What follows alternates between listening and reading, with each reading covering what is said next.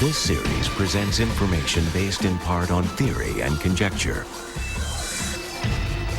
The producer's purpose is to suggest some possible explanations, but not necessarily the only ones, to the mysteries we will examine.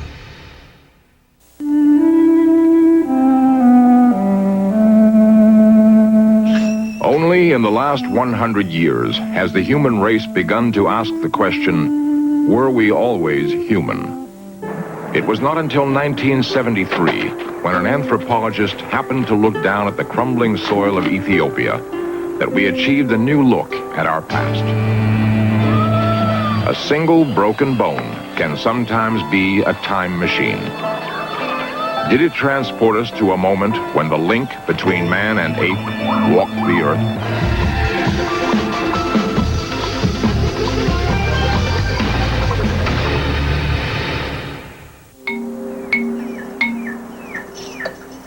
The Great Rift Valley of East Africa extends 1,000 miles to one of the most desolate spots on Earth, the Afar Triangle. In 1973, a French-American team began to search the area, which they suspected could be rich in pre-human fossils. What they found may have pushed the story of humanity back to 3.5 million years ago. October. Don Johansen was leader of the American team.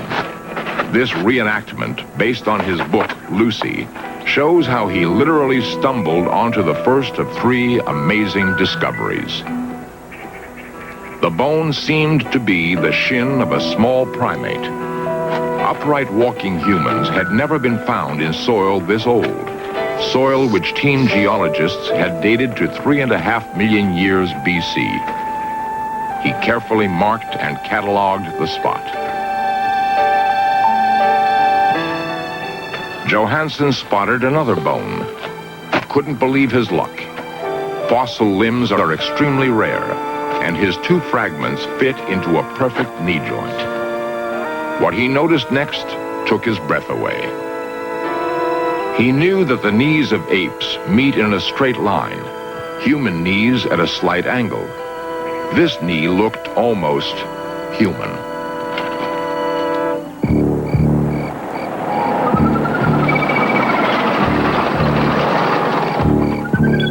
That evening, Johansen and one of his graduate students snuck outside of camp to a nearby Afar burial mound. Johansen kept insisting he had to find a human femur for comparison.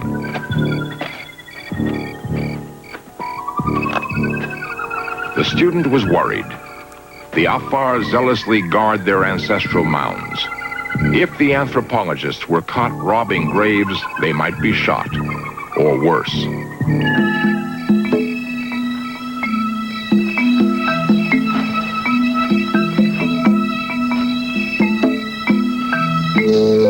Luckily, inside the mound was a modern femur. Except for size, the bones were almost exactly the same. They respectfully replaced the femur. From the knee joint alone, Johansen suspected the unknown creature walked upright. His subsequent discoveries were to revolutionize our beliefs of when the first human walked the earth. The following year, Johansen returned to the Afar with a larger group. The digs began to yield dramatic finds. Prehistoric hippos, crocodiles, the huge skull of an extinct mastodon. Meanwhile, the painstaking search continued for human ancestors. They would have considered themselves lucky that season to find a single pre-human bone. That's why the events of late November were unbelievable. Johansen hit his second streak of luck. Crossing down a small gully, he spotted a bone. And another. They pulled out a vertebrae, part of an arm, and more. Had they found King Solomon's mines, the scientists could not have been more overjoyed. What they dug from the dry soil would eventually bring them fame, scientific acclaim, and a backlash of controversy that continues to this day. For they had found a full-grown woman, 3.5 feet tall, weighing 50 pounds. A woman who was not quite human.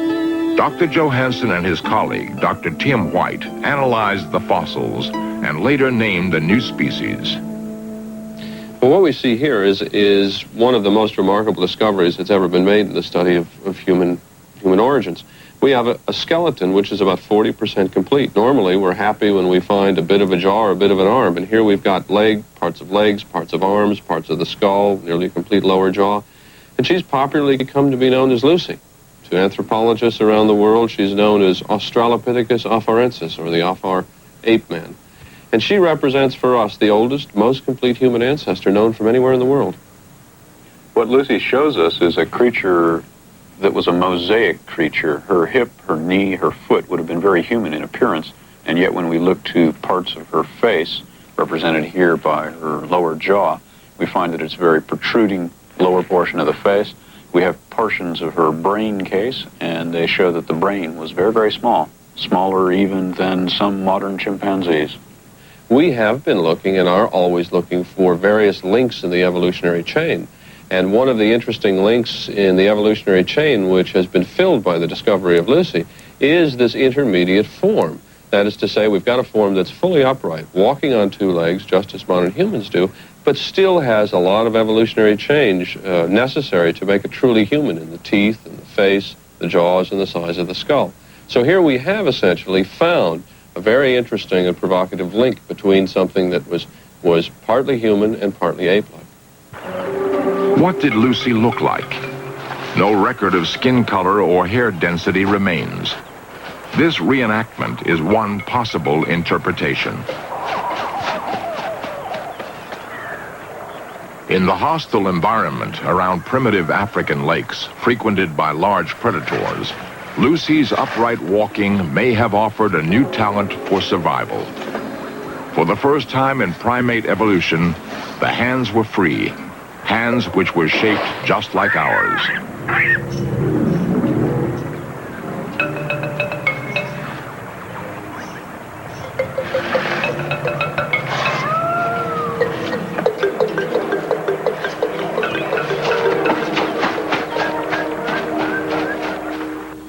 We can assume that these hominids were at least as intelligent as a modern chimpanzee, but we can't assume that they were more intelligent or that they had speech or anything like that because we don't have any record of their tools. We don't find a stone tool record until much later in time, much younger than Lucy.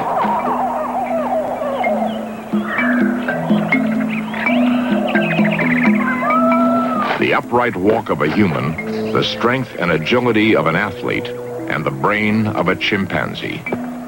Could Lucy talk? Could she reason? Could she remember the past and plan for the future? According to Johansen and White, not very much. The talent for stone tool making would not come for another 1,000,000 years. In that sense, Lucy was still an animal.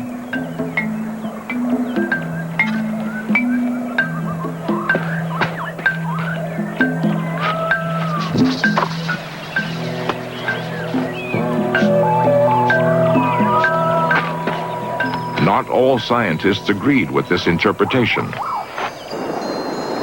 A year after the Lucy find, Johansen was again in the field, seeking more evidence, and again he struck gold. A movie crew was present when his team unearthed an entire pre-human family, at least a dozen who somehow perished together. In the years since this monumental discovery, scientists are still arguing its meaning. Some experts claim the bones represent not one, but 3 species, that Lucy was completely human, that Lucy was a knuckle-walking ape, that Lucy's family evolved into humans. The controversy continues. If Lucy is our predecessor, and And if the date of her life and death and 3.5 million years is correct, this little creature who lived without speech or reasoned thought would be the ancestor of me, of you, of all of us, 200,000 generations removed. 1 million generations before Lucy, fossil fragments have been found of little primates called Ramapithecus. The theory of evolution claims these monkeys as our ultimate ancestors. A few footprints in Texas rocks, however, might prove that Lucy doesn't belong to us at all, that evolution is wrong and the Bible right.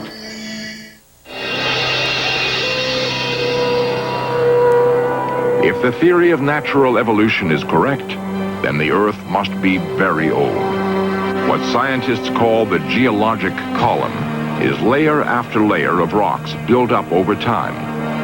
A slice through this birthday cake would expose 4 billion years of slow change. Human bones would be found only in the very top, and dinosaur bones only in the middle. Today, most scientists would agree. Most, but not all. A growing number of scientists who call themselves creationists interpret these strata very differently. They believe the world and man were created about 10,000 years ago, and most of these rock layers were deposited during Noah's flood. It's hard to imagine a more controversial split today in the ranks of science.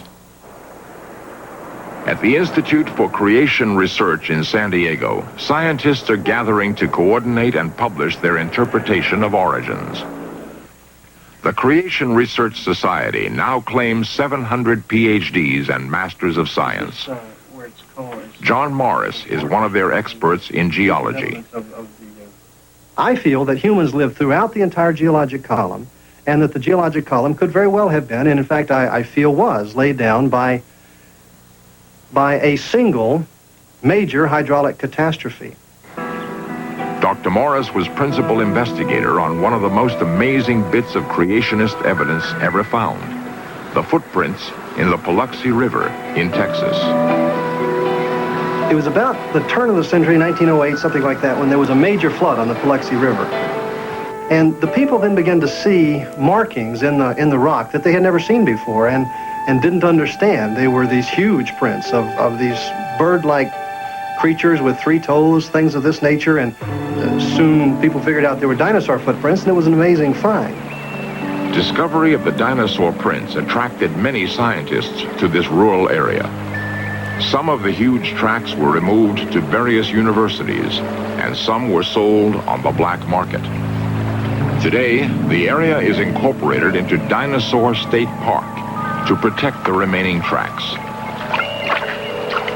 The giant reptile prints are fascinating, but other nearby tracks are more difficult to explain. Creationists claim they are human footprints in the same Cretaceous layer, placed at the same time as the dinosaur prints. Yet the theory of evolution insists humans and dinosaurs never coexisted. This, I think, is one of the main evidences for the revision of the geologic column. To find humans and dinosaurs together is totally incompatible with our modern-day concepts of evolution and uniformitarianism. Then, evidence came to light that some of the prints may have been fakes. A team of creationists excavated, attempting to answer once and for all the charges of a hoax. Throughout the 60s and around 68 to 71 or so, there was a whole lot of activity at the Paluxy River to uncover new prints, go back into the river, to turn over new rock shells where the river has not been before, where there's no chance of carving. These prints are inside, in place, and there's no chance that they were carved. These are prints as they were laid down in the original mud, which later turned to limestone. 6 new trails were exposed, startling evidence for the creationist claim. The Bible tells explicitly the creation of the world, not in 4 billion years, but in 6 days. For creationists, there is only one origin of the species: divine creation. Animals were made in their own kind, and Adam was fashioned from dirt in the image of God. For evolutionists, blind chance changed simians into sapiens. Dr. Duane Gish, a biochemist, has written that man did not evolve, that fossils such as Neanderthal and Lucy are misinterpretations of deformed humans or extinct apes. I believe that these creatures, such as the Australopithecines, were apes, not intermediate, and they were certainly not men. The primates make up one of the 32 orders of mammals, and as George Gaylord Simpson, one of the world's leading evolutionists, has stated, every one of these 32 orders of mammals have appeared with their distinct ordinal characteristics already complete. In other words, from the very start, when the first time you see a bat, it's a bat. A whale is a whale, a primate is a primate, and a hoofed animal is a hoofed animal. And there are no transitional forms, no intermediate going back to their supposed ancestral order. The Paluxy prints are one of many claims which have fired a recent scientific controversy. A controversy which is often very heated. Well, I think that the only place that we have definitive evidence for humans and dinosaurs existing together is in cartoons. And essentially what we're looking at probably is somebody's attempt to pull a joke on scientists.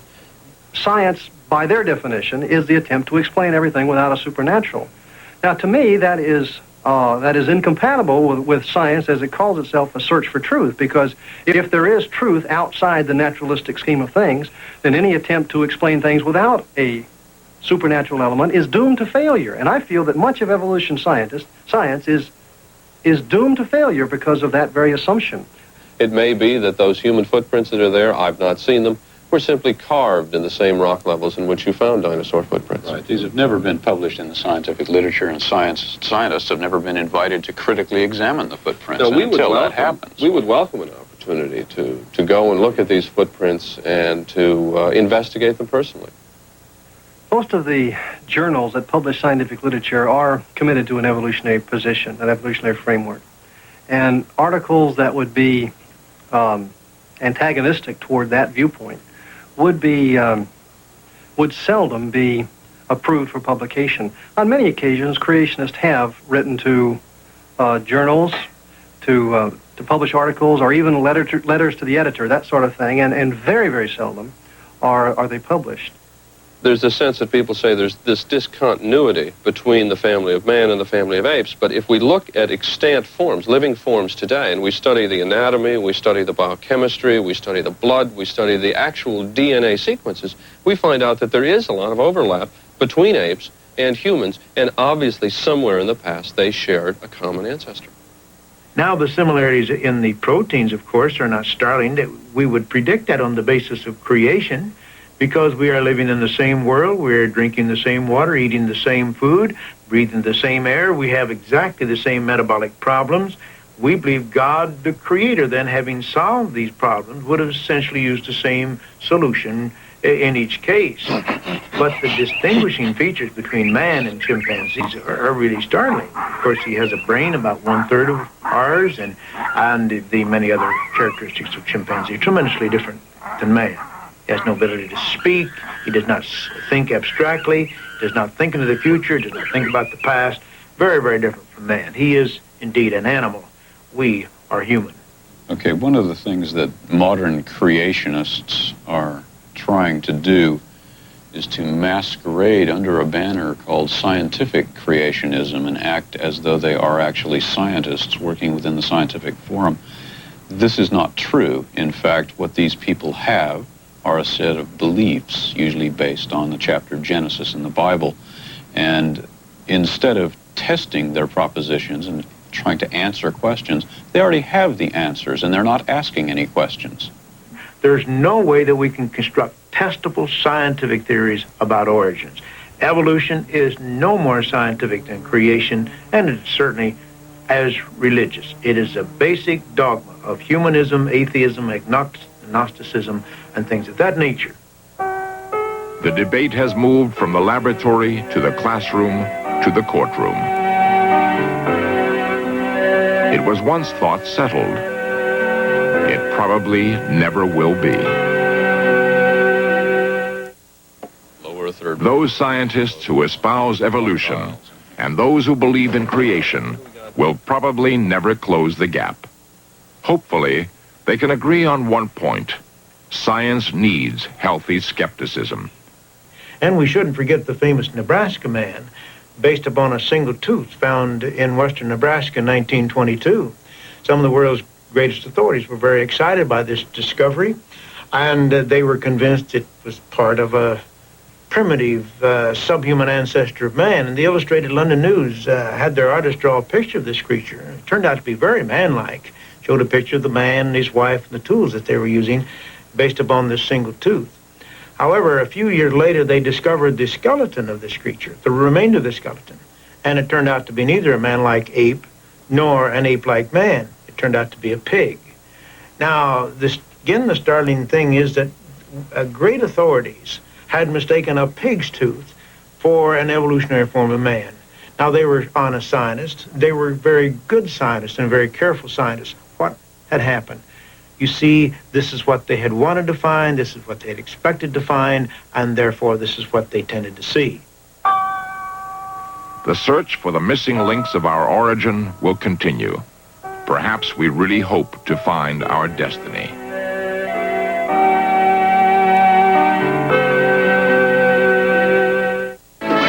Coming up next, journey to the Highlands of Scotland in search of the Loch Ness Monster. Then on FBI The Untold Stories, agents spring into action to rescue a kidnapped mortgage company officer. Chat live online with Senator John McCain, May 25th at 1 p.m. Eastern at veterans.com, a new website brought to you by the History Channel. Veterans.com, a place where veterans, their families, and others can connect, share stories, and pass on the legacies of all American veterans.